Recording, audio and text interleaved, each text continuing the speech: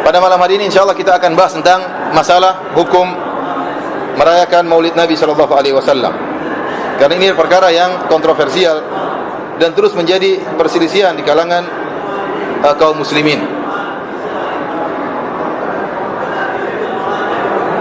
Yang jelas kita tahu dan kita sepakati hari lahir Nabi sallallahu alaihi wasallam adalah hari yang mulia. Ini kita sepakat semua, seorang muslim bahagia dengan lahirnya Rasulullah sallallahu alaihi wasallam pada hari tersebut. Telah kita sebutkan pada pertemuan kemarin bagaimana Allah memberikan tanda-tanda tentang agungnya lahirnya Nabi ini, yaitu dengan adanya peristiwa tentara bergajah yang dihancurkan oleh burung yang Allah kirim berbondong-bondong, sebagai pertanda akan lahirnya Rasulullah sallallahu alaihi wasallam. Kemudian juga tadi dalam hadis Rasulullah SAW menyebutkan bagaimana Nabi ini adalah hari pengkabulan doanya Nabi Ibrahim yang berdoa agar diutus seorang nabi. Kemudian juga kabar gembira yang disampaikan oleh Nabi Isa alaihissalam. Kemudian juga ibunya melihat cahaya keluar, kemudian menerangi negeri-negeri Syam. Ini menunjukkan bahwasanya lahirnya Nabi adalah hari yang sangat spesial. Hari yang spesial, pertanda awal akan Allah mengeluarkan cahaya untuk mengeluarkan manusia dari jalan yang gelap menuju jalan yang terang benderang. Kita sepakat tentang keutamaan atau kemuliaan hari tersebut. Di sana ada hadis-hadis dhaif yang menyebutkan tentang lahirnya Nabi sallallahu alaihi wasallam. Di sana seperti disebutkan Rasulullah SAW lahir dalam kondisi bertelekan di kedua tangannya sambil melihat ke atas. Ini hadisnya dhaif. Demikian juga tatkala Rasulullah SAW lahir diletakkan di sebuah kider atau tempat yang terbuat dari batu, tahu-tahu pecah. Ini juga hadisnya dhaif. Demikian juga Rasulullah SAW dilahirkan dalam kondisi sudah disunat. Ini pun juga hadisnya apa? Dhaif. Demikian juga disebutkan ada patung-patung yang jatuh tatkala Rasulullah SAW lahir. Itu pun hadisnya apa? Dhaif. Disebutkan juga bahwasanya ada tiang-tiang di Syam jatuh sehingga sebagian istana Syam runtuh. Ini pun hadisnya dhaif. Tetapi cukup bagi kita kemuliaan hari tersebut dengan riwayat-riwayat yang sahih. Seperti tadi ada cahaya yang keluar dari Aminah kemudian menerangi negeri-negeri Syam. Kemudian juga adanya peristiwa pasukan tentara bergajah yang dihancurkan oleh Allah Subhanahu wa taala yang Allah abadikan dalam Al-Qur'an. Intinya kelahiran Nabi sallallahu alaihi wasallam adalah hari yang spesial. Karena hari itu adalah hari yang spesial, maka Nabi sallallahu alaihi wasallam berpuasa setiap hari Senin. Di antaranya salah satunya memperingati hari lahirnya beliau, sehingga beliau berpuasa setiap pekan, setiap hari Senin. Baik, adapun acara Maulid Nabi yang dikerjakan oleh banyak kaum muslimin saat ini dengan mengadakan perayaan setiap tahun sekali, setiap tanggal 12 Rabiul Awal, kemudian mereka merayakan bersenang-senang bergembira pada hari tersebut, maka telah terjadi khilaf di kalangan para ulama. Sebagian ulama mengharamkan dengan mengatakan itu adalah perkara yang bid'ah, dan sebagian ulama mengatakan itu perkara yang dianjurkan. Di antara perkara ulama yang mengatakan bahwasanya perkara tersebut adalah perkara yang dianjurkan adalah sebagian besar ulama Syafi'iyah yang ma'ruf seperti Ibnu Hajar Al-Asqalani, seperti As-Sakhawi, kemudian Al-Qastalani, kemudian juga As-Suyuti, Abu Syamah. Ini di antara para ulama-ulama Syafi'iyah yang membolehkan mengadakan acara Maulid Nabi sallallahu alaihi wasallam, dan sebagian mereka memandang bahwasanya Maulid Nabi adalah bid'ah hasanah.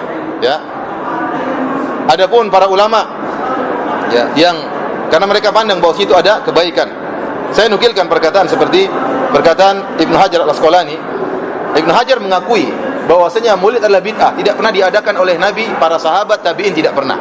Ibnu Hajar berkata, aslu amalil maulid bid'atun lam tunqal an ahadin minas salaf. Qala Ibnu Hajar Al-Asqalani, beliau berkata, asal perayaan maulid adalah bid'ah, tidak pernah dinukil dari seorang pun dari salafus saleh.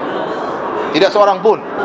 Oleh karenanya kalau kita tantang siapa yang pernah melaksanakan acara maulid dari imam 4, dari kalangan tabi'in, dari sahabat yang jumlahnya ribuan, satu saja tidak akan didapatkan.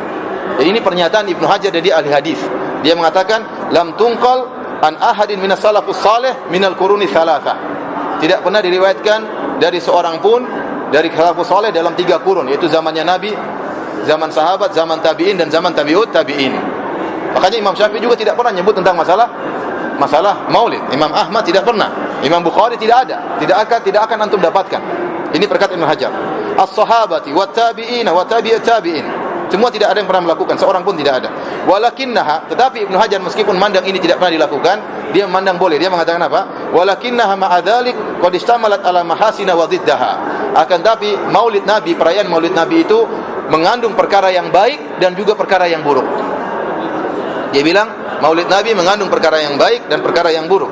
Faman taharra fi amaliha al-mahasina wa tajannaba diddaha kana bid'atan hasanatan wa illa fala. Kata Ibnu Hajar, barang siapa yang melakukan Maulid Nabi kemudian dia berusaha melakukan perkara-perkara yang baik dan menjauhi perkara yang buruk, maka itu bid'ah hasanah. Kalau tidak, maka bukan, tidak boleh dikerjakan. Ini dalil bahwasanya Ibnu Hajar membolehkan. Ibnu Hajar Al-Asqalani membolehkan meskipun dia akui bahwasanya perkara tersebut bid'ah tidak pernah dikerjakan oleh 3 generasi sama sekali, tidak pernah. Tetapi dia persyaratkan, dia punya syarat. Karena maulid itu ada baiknya, ada buruknya, kata dia. Kalau mau jadi dibolehkan, harus yang baik-baik saja. Kalau tidak yang baik-baik saja, maka tidak boleh dikerjakan. Jadi ini juga diakui oleh muridnya Sakhawi. Sakhawi juga mengatakan demikian, bahwasanya maulid Nabi tidak pernah dikerjakan oleh 3 generasi.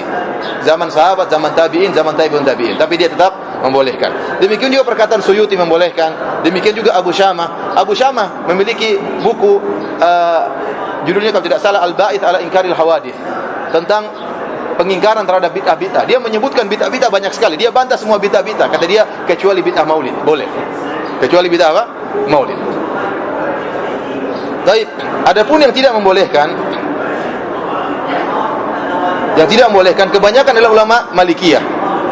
Kebanyakan ulama Malikiyah yang mereka hidup sebelum zaman Ibnu Hajar. Ibnu Hajar hidup di abad ke-8 atau mirip-mirip, mereka hampir seabad dengan Ibnu Hajar. Karena menurut mereka maulid, menurut sebagian ulama, maulid baru dikerjakan oleh Raja Al-Muzaffar, dan itu terjadi pada abad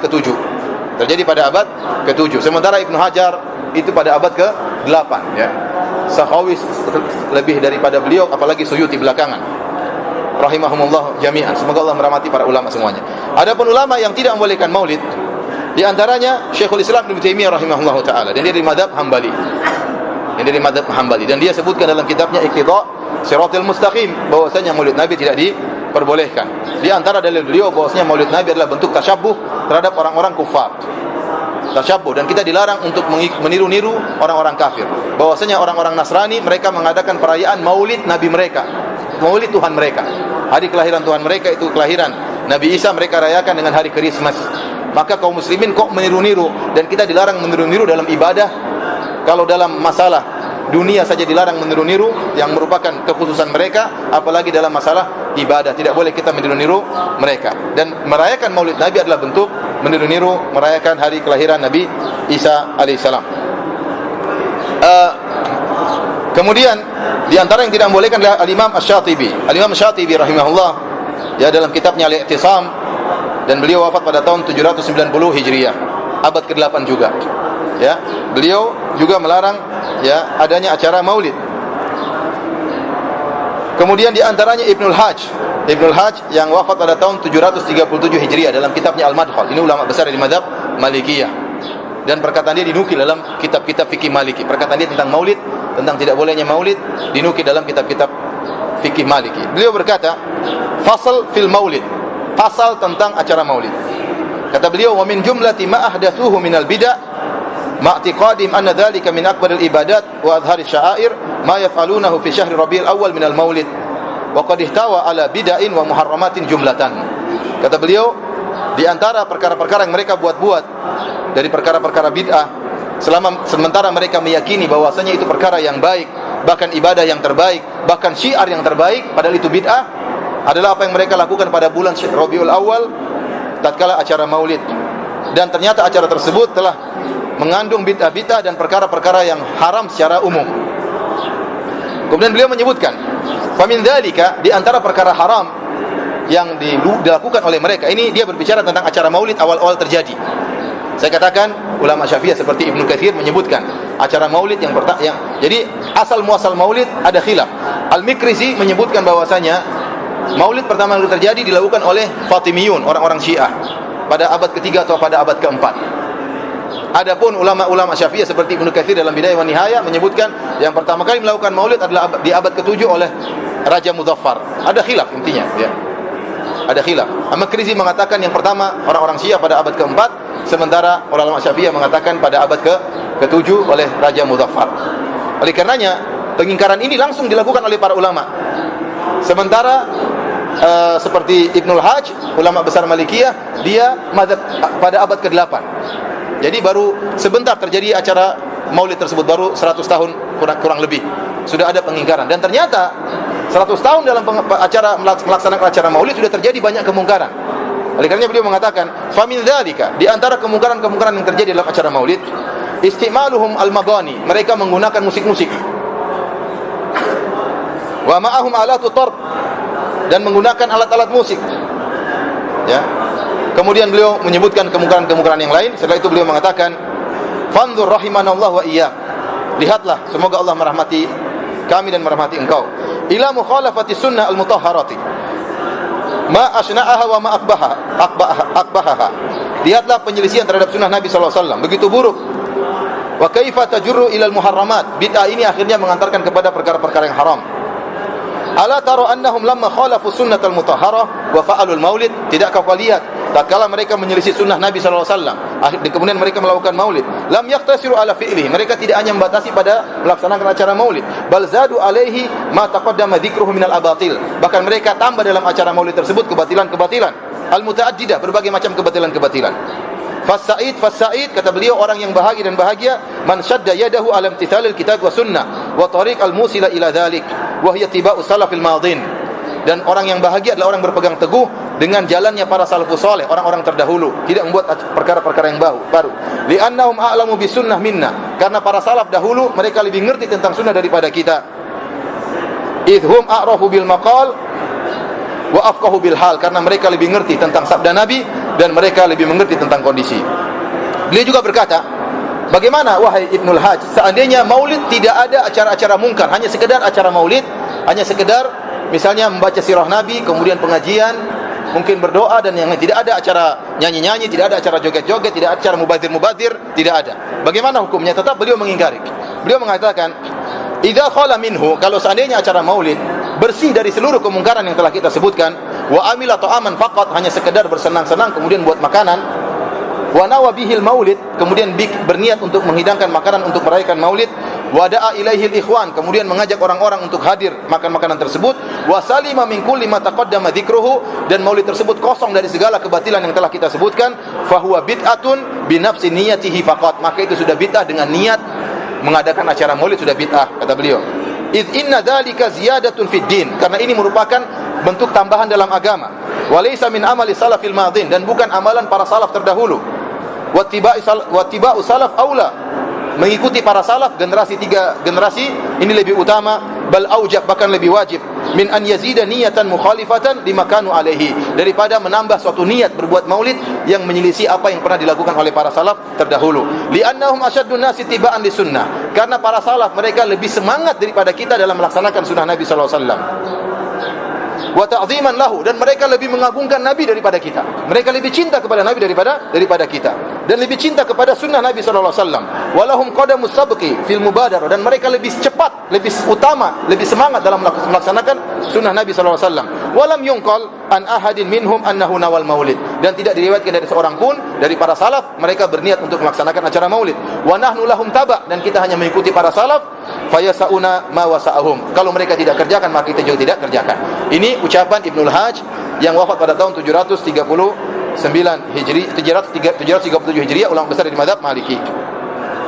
Demikian juga ulama Maliki yang lain yang bernama Tajuddin Umar bin Ali Al-Lakhami, yang dikenal dengan Al-Fakihani, yang wafat lebih dulu lagi, tahun 734 Hijriah. Beliau punya buku judulnya Al-Maurid fi Amalil Maulid. Beliau berkata, fa innahu taqarrara su'alu jama'atin minal mubarakin anil jima' alladhi ya'maluhu ba'dun nas fi syahri Rabiul Awwal. Saya sudah berulang-ulang ditanya tentang hukum orang-orang yang berkumpul untuk melaksanakan acara maulid pada bulan Rabiul Awwal, yang mereka namakan dengan acara maulid. Halahu aslun fi syara', apakah ini ada hukum asalnya dalam syariat? Ahuwa bid'atun wa hadatsa fid din, ataukah dia hadatsun fid din, apakah dia acara bid'ah dalam agama? Maka dia pun menjawab, perhatikan jawaban beliau, la a'lamu li hadzal maulidi aslan fil kitab wala sunnah. Saya tidak mengetahui adanya dalil tentang acara maulid dari Al-Qur'an maupun dari sunnah. Wala yunqalu amaluhu an ahadin min ulama'il ummah, dan tidak ada para ulama yang pernah melakukannya, maksudnya para salafus saleh. Alladzina humul qudwatu fid din, yang mereka adalah teladan dalam agama. Al-mutamassikuna bi atharil mutaqaddimin, yang mereka berpegang teguh dengan asar para salaf terdahulu. Bal huwa bid'atun ahdatsahal battalun, Bahkan inilah bid'ah yang dilakukan oleh orang-orang pengangguran, kata beliau. Wa syahwatun nafsin, yang dibangun di atas syahwat. I'tana biha al-akalun, dilakukan oleh orang-orang tukang makan, sehingga mereka ingin bikin acara maulid untuk makan-makan.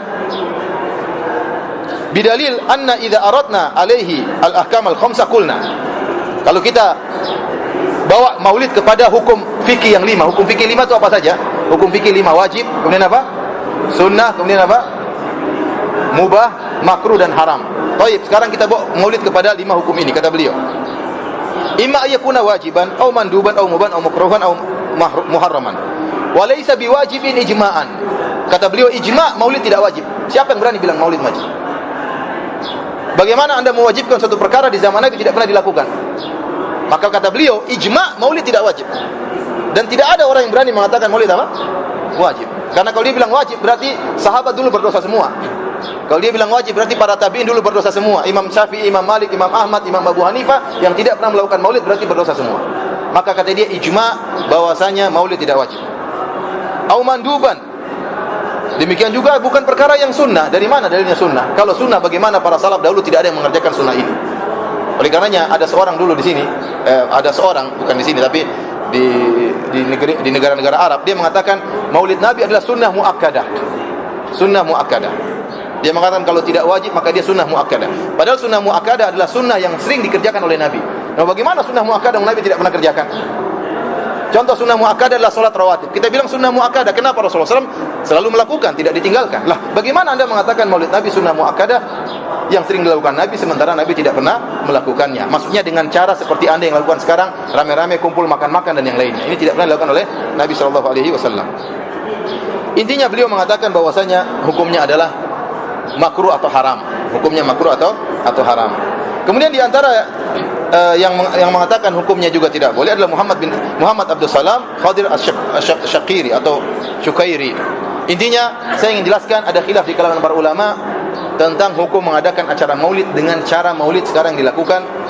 Banyak ulama Syafi'iyah tadi disebutkan, Ibnu Hajar, As-Sakhawi, Al-Qastalani, kemudian Ibnu Katsir juga ada pujian, kemudian As-Suyuti, Abu Syamah, ini semua membolehkan. Yang tidak membolehkan tadi saya sebutkan Ibnu Taimiyah dari mazhab Hambali, dari mazhab Maliki seperti Ibnul Hajj, kemudian juga Al-Fakihani, ini tidak membolehkan. Asy-Syatibi, ini juga ulama besar semuanya.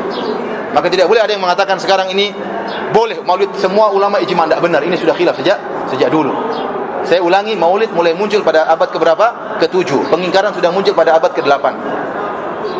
Maulid muncul abad ke-7, pengingkaran para ulama ini mereka wafat pada abad keberapa? Abad ke-8.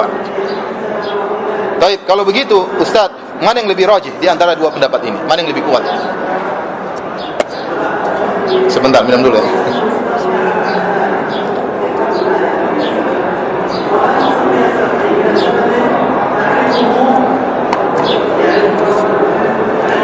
Allah alam bisawab. Ya. Sebelum saya menyampaikan perkara-perkara yang mana yang lebih kuat, saya ingin sampaikan ada beberapa kesepakatan para ulama.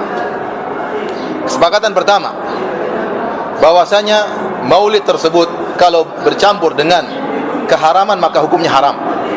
Saya ulangi, maulid kalau dikerjakan disertai dengan perkara-perkara yang haram maka hukumnya haram, dan ini telah ditegaskan oleh pendiri NU Kiai Haji Hashim Asy'ari.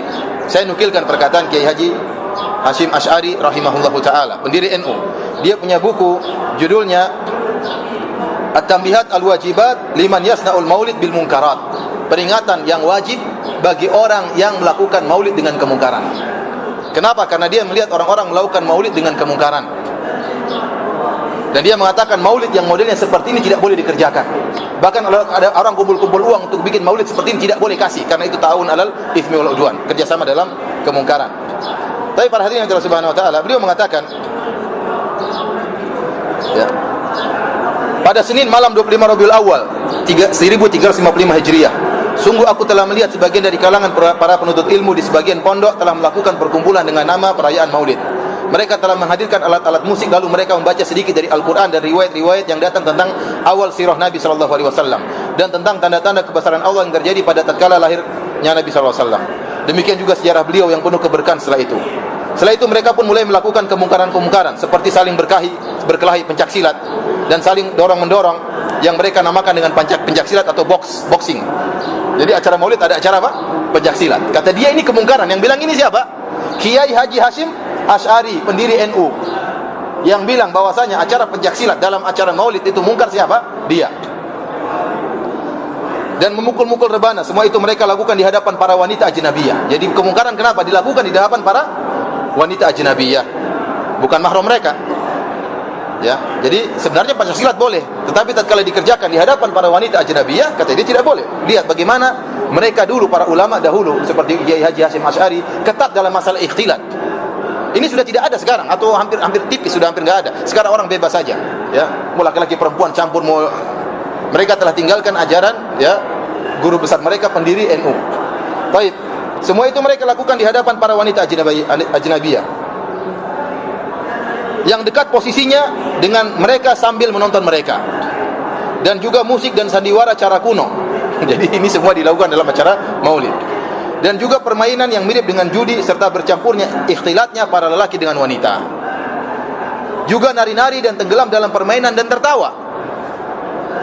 Suara yang keras dan teriakan-teriakan di dalam masjid dan sekitarnya.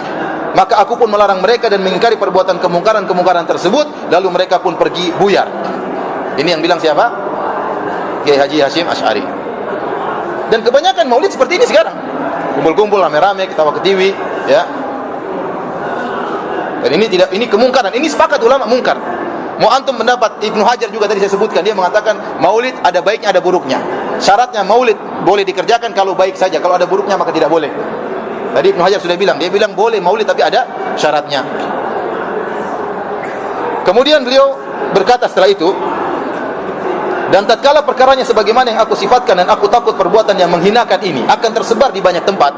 Dia bilang perbuatan yang menghinakan ini akan tersebar di banyak tempat sehingga menjerumuskan orang-orang awam pada kemaksiatan yang bermacam-macam dan bisa jadi mengantarkan mereka kepada keluar dari agama Islam. Bayangkan kencengnya ini, kalau tidak disebut namanya mungkin orang sudah bilang ini orang terlalu kenceng. Ternyata dia yang nyebutin siapa? Haji Hashim Asy'ari rahimahullahu taala. Dia mengatakan perbuatan-perbuatan seperti ini bisa mengantarkan orang keluar dari Islam.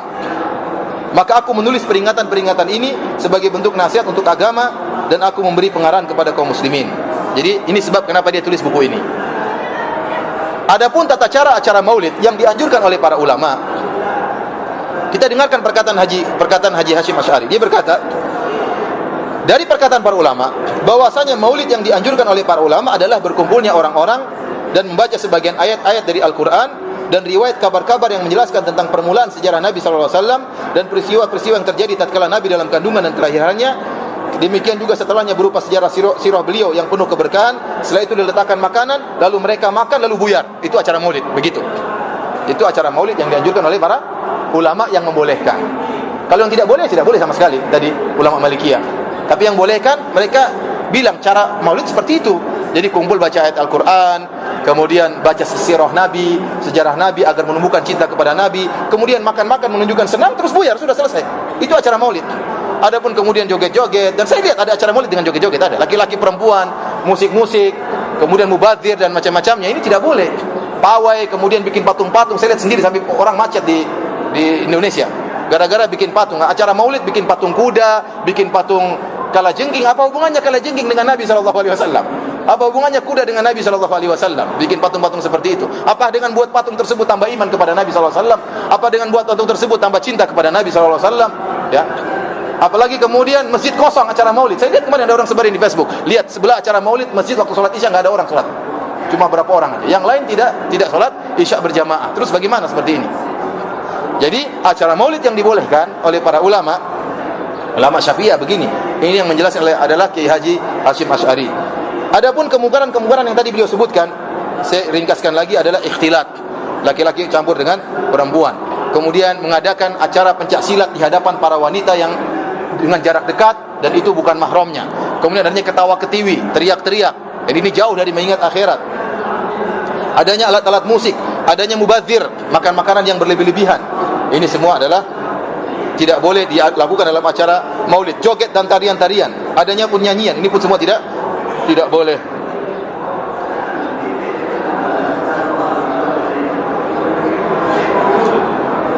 Beliau juga mengatakan Ketahuilah bahwasanya perayaan Maulid jika mengantarkan kepada kemaksiatan yang jelas dan kuat seperti kemungkaran yang wajib untuk ditinggalkan dan haram, maka wajib untuk ditinggalkan dan haram perayaan tersebut.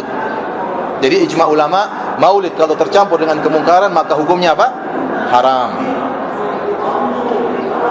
Kemudian juga beliau mengatakan, mengeluarkan uang untuk acara perayaan Maulid, maksudnya Maulid yang bercampur dengan kemungkaran, menjadi haram dikarenakan hal ini merupakan bentuk membantu pelaksanaan maksiat. Ini tidak boleh. Jadi kalau kita tahu orang bikin acara Maulid kemudian nanggap artis, nanggap nyanyi dangdut acara Maulid, musik-musik, kemudian dia minta uang di rumah-rumah, maka tidak boleh. Jadi ini diantara perkara yang tidak enak kita lihat. Orang datang-datang minta-minta buat apa acara Maulid. Nah, antum kalau cinta sama Nabi keluarkan uang sendiri lah, jangan minta-minta. Keluarin duit sendiri, jangan minta-minta. Dia sendiri keluarin duitnya bikin acara Maulid. Kenapa minta-minta sama orang? Ya. Apalagi kemudian acara Maulidnya tidak beres. Oh, acara Maulid malam-malam subuh enggak ada yang sholat berjamaah. Seperti apa? Apa fungsinya kalau seperti ini? Tapi ini perkara yang pertama saya katakan bahwasanya acara Maulid kalau perkaranya haram, maka sepakat ulama tidak diperbolehkan. Kedua, apalagi acara Maulid tersebut mengandung perkara-perkara yang khurafat, seperti meyakini Nabi ikut hadir dalam acara Maulid. Ini keyakinan sebagian orang-orang Sufiyah. Mereka meyakini roh Nabi bergentayangan di mana-mana. Dan saya baca buku-buku seperti ini. Dan Nabi hadir dalam acara-acara perkumpulan Maulid. Jadi kalau ada acara Maulid, ada acara berdiri menyambut kehadiran Nabi SAW. Ini khurafat, tidak boleh seperti ini. Nabi dalam kuburannya, kemudian ruhnya tidak bergentayangan, tidak. Kalau ruhnya bergentayangan, ya, maka yang paling utama untuk Nabi temui adalah putrinya Fatimah, atau bertemu dengan istrinya Aisyah, atau bertemu dengan sahabatnya Abu Bakar. Kenapa ruh Nabi tidak bertemu dengan mereka, kemudian datang acara Maulid di zaman sekarang ini? Kenapa bisa demikian? Oleh karenanya ini khurafat, tidak boleh. Rasulullah SAW saja waktu masih hidup tidak boleh kita berdiri dalam rangka menghormati beliau. Tidak boleh, Rasulullah SAW tidak suka. Ya, Anas bin Malik mengatakan, ma kana ahadun ahabba ilaihi min Rasulillah sallallahu alaihi wasallam wa kanu idza ra'ahu lam yaqumu lima ya'lamuna min karahiyatihi lidzalik. Kata Anas, para sahabat yang paling mereka cintai adalah Nabi sallallahu alaihi wasallam. Namun kalau mereka lihat Nabi datang, mereka tidak berdiri untuk menghormati Nabi karena mereka tahu Nabi tidak suka dengan hal tersebut. Ya. Tapi kalau datang berdiri untuk menyambut enggak jadi masalah.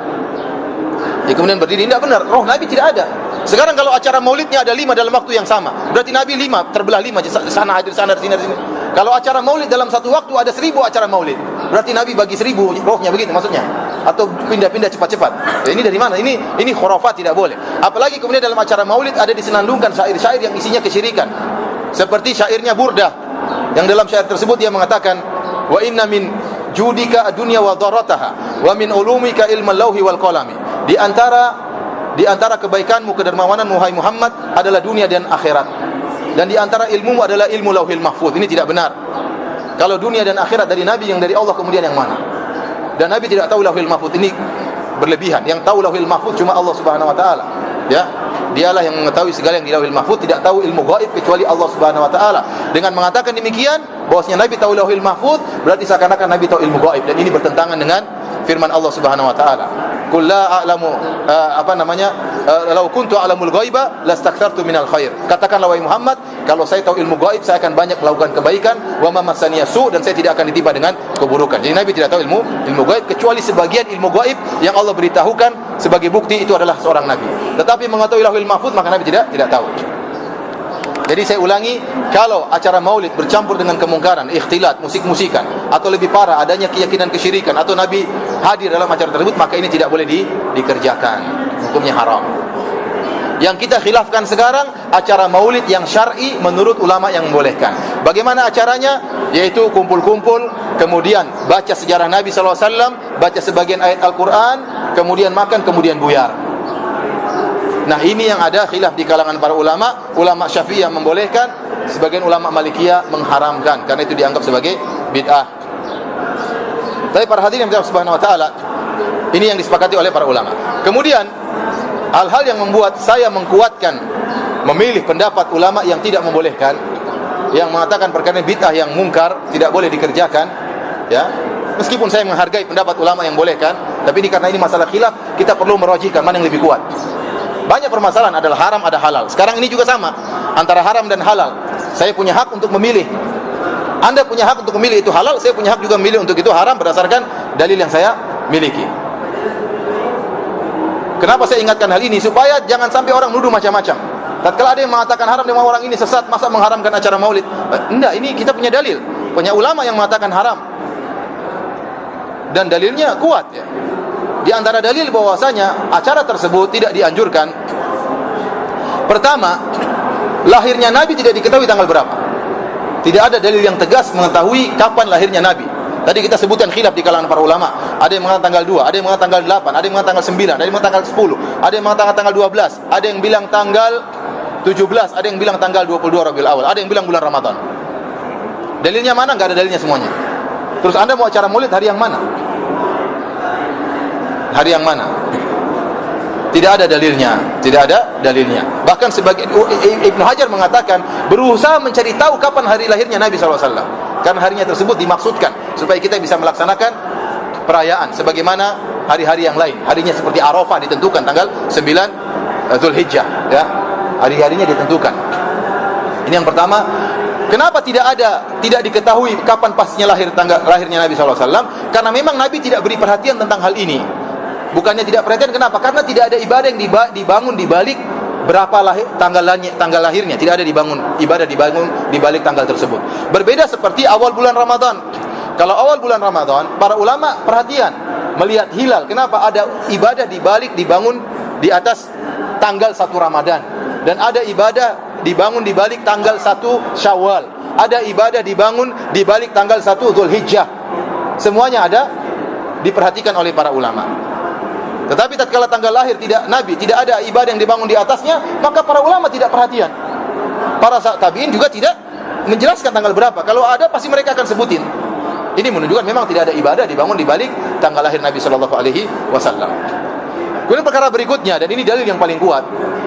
Kalau kita ingin bermaulid, maka bermaulidlah dengan cara Nabi sallallahu alaihi wasallam. Maka jangan kita ganti sunnah Nabi dengan cara yang lain. Cara Nabi bermaulid adalah caranya berpuasa setiap hari Senin, setiap pekan. Itu cara maulid yang benar. Maka saya katakan, saya juga bermaulid.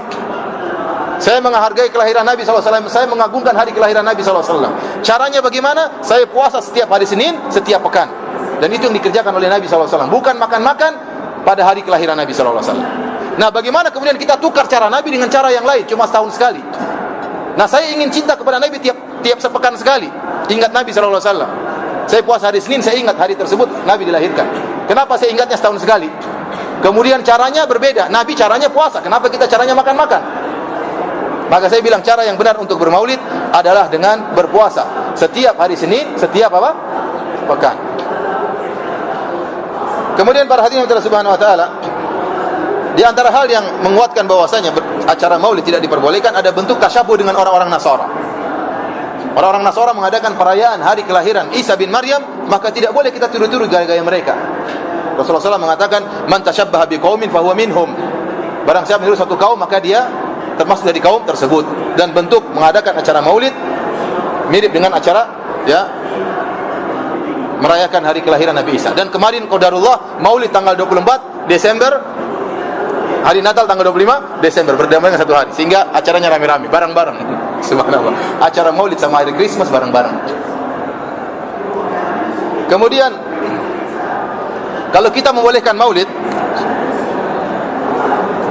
maka kita akan buka banyak sekali bid'ah. Karena banyak sekali hari-hari penting dalam Islam. Kita akan merayakan hari Maulid Nabi. Kita akan merayakan hari Isra Mi'raj.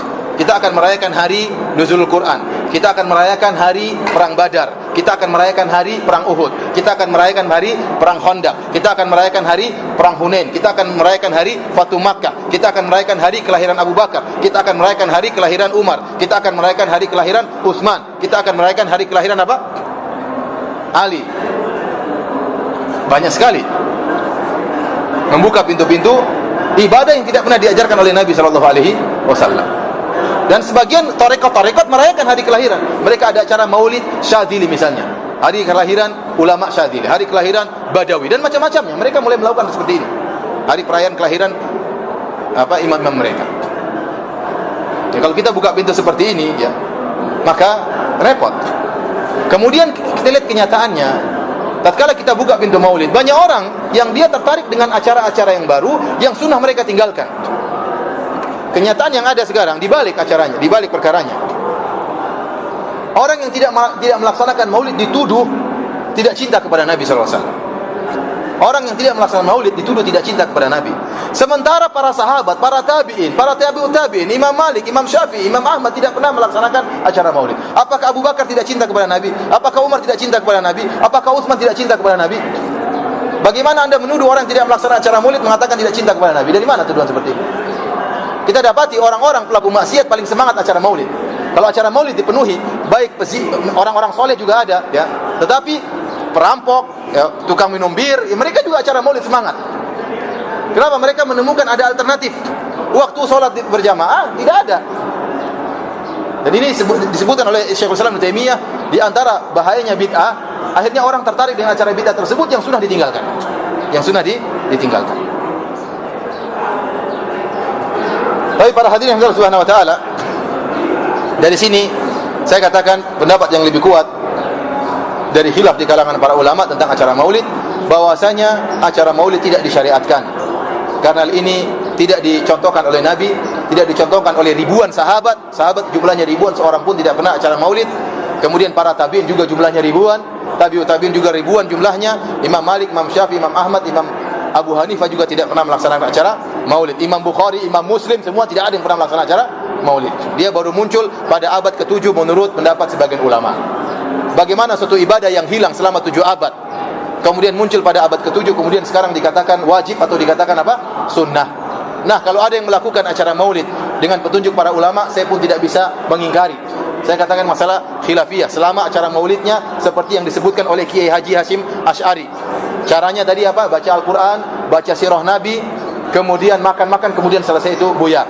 Tanpa embel-embel dan macam-macamnya, tanpa ada tarian-tarian, tanpa ada adegan pencaksilat, tanpa ada musik-musikan, tanpa ada ikhtilat, tanpa ada buat drama dan macam-macamnya, apalagi bikin pawai dan macam-macamnya. Maka kalau ada yang melakukan demikian, saya tidak bisa mengingkari. Cuma saya katakan pendapat saya hukumnya haram. Pendapat Anda mengatakan halal, silakan. Pendapat saya hukumnya haram berdasarkan dalil-dalil yang saya sebutkan. Nah, menjadi masalah sekarang yang kita berhak mengatakan itu haram, kita berhak mengatakan itu bid'ah, mereka juga berhak mengatakan halal. Ya sudah, masing-masing ikuti pendapatnya. Tidak perlu bertengkar, tidak perlu ribut. Masing-masing menyampaikan hujahnya. Ya, kalau orang tidak mau maulid jangan dipaksa. Yang mengadakan maulid biarin juga, jangan dipaksa untuk berhenti. Masing-masing punya pendapat. Ya. Masing-masing punya pendapat. Hanya pendapat yang kuat adalah pendapat hukumnya haram karena tidak pernah dicontohkan. Dan saya ingatkan nasihat terakhir. Nasihat ini disebut oleh Syekh Abu Bakar Al-Jazairi, salah seorang pengajar di Masjid Nabawi, dalam bukunya Insaf fi Maqila Al-Insaf fi Maqila Al-Maulid, atau seperti itu judulnya, saya lupa ya. Jadi keadilan tentang masalah maulid. Setelah beliau menjelaskan bahwasanya maulid adalah perkara yang bid'ah, yang tidak pernah dikerjakan oleh para sahabat, padahal para sahabat begitu semangat dan begitu cinta kepada Nabi, mereka rela mengorbankan jiwa harta mereka demi Nabi, namun mereka tidak pernah melaksanakan acara maulid. Setelah beliau menyebutkan, ketahuilah bahwasanya, beliau sebutkan di akhir kitab beliau, kalau ada orang ya melaksanakan maulid sebagaimana kebanyakan orang, yang acara maulid tersebut kosong dari kemungkaran dan kosong dari khurafat dan kesyirikan, maka bagi yang mengharamkan, dan ini pendapat yang kuat, hendaknya menasihati dengan cara yang baik dan tidak boleh membenci mereka. Ini perkataan dia, tidak boleh membenci orang yang melaksanakan acara maulid selama acara maulidnya apa? Sesuai dengan petunjuk para ulama, tidak boleh dibenci. Kenapa? Karena mereka memang acara maulid karena cinta dan kejahilan, mereka tidak ngerti, atau mereka ikut pendapat sebagian ulama. Maka tidak boleh gara-gara seperti ini Anda benci kepada orang yang melaksanakan acara maulid. Anda nasihati dengan cara yang baik, ya. Kalau dia tetap ngeyel tidak mau, ya biarkan. Itu bukan wewenang kita. Ini perkataan siapa? Syekh Abu Bakar Al-Jazairi. Adapun kalau acara tersebut bercampur dengan kemungkaran, maka harus dinasihati dengan cara yang baik. Apalagi kalau bercampur dengan kesyirikan, maka nasihatnya lebih keras, kata Syekh Abu Bakar Al-Jazairi. Tapi kalau acaranya kosong dari kemungkaran dan kesyirikan, ya, dan ini kebanyakan acara maulid sekarang demikian, ya. Kadang-kadang cuma pengajian, makan-makan, selesai kan? Maka kita harus menasihati dengan cara yang baik, kita mengingkari dengan cara yang baik. Tapi kalau mereka tidak mau dengar, ya tidak perlu dibenci dan tidak boleh dibenci. Karena isu-isu dibuat tentang orang-orang yang mengatakan maulid haram. Seakan-akan ini perkataan yang tidak pernah dikatakan oleh para ulama. Seakan-akan ini perkataan pernyataan kelompok sesat. Sampai-sampai Syekh Abdul Aziz bin Baz rahimahullah di zaman beliau pernah dituduh, disebarkan di sebuah radio, disebutkan bahwasanya Syekh bin Baz mengkafirkan orang yang melaksanakan acara maulid. Padahal tidak benar, dusta. Gimana kita mengkafirkan saudara-saudara kita gara-gara acara maulid? Ini tidak benar, ini dusta. Kita dituduh mengatakan orang melaksanakan maulid di neraka jahanam. Sekarang dibuat seperti itu. Bahwasanya orang yang mengharamkan maulid menuduh orang yang melakukan maulid di neraka jahanam. Tidak ada kelaziman seperti itu. Ini masalah khilafiyah sebagaimana khilaf yang lain. Hak kita mengatakan hukumnya haram karena tidak ada contohnya dari Nabi SAW. Hak kita mengatakan bid'ah, dolalah. Ini hak kita. Bukan berarti saya mengatakan Anda masuk neraka jahanam. Kalau Anda mengatakan boleh, itu hak Anda. Tetapi ingat, saya sampaikan pendapat yang lebih kuat bahwasanya hal ini tidak pernah dikerjakan oleh Nabi dan para sahabatnya. Jadi saya katakan maulid yang benar adalah cara Nabi SAW dengan merayakan atau dengan mengingat kelahirannya setiap pekan sekali dengan berpuasa, bukan makan-makan, dengan berpuasa setiap hari Senin. Barang siapa yang ingin maulid sesuai dengan sunnah Nabi, maka berpuasalah setiap hari Senin, setiap pekan melaksanakan maulid Nabi SAW.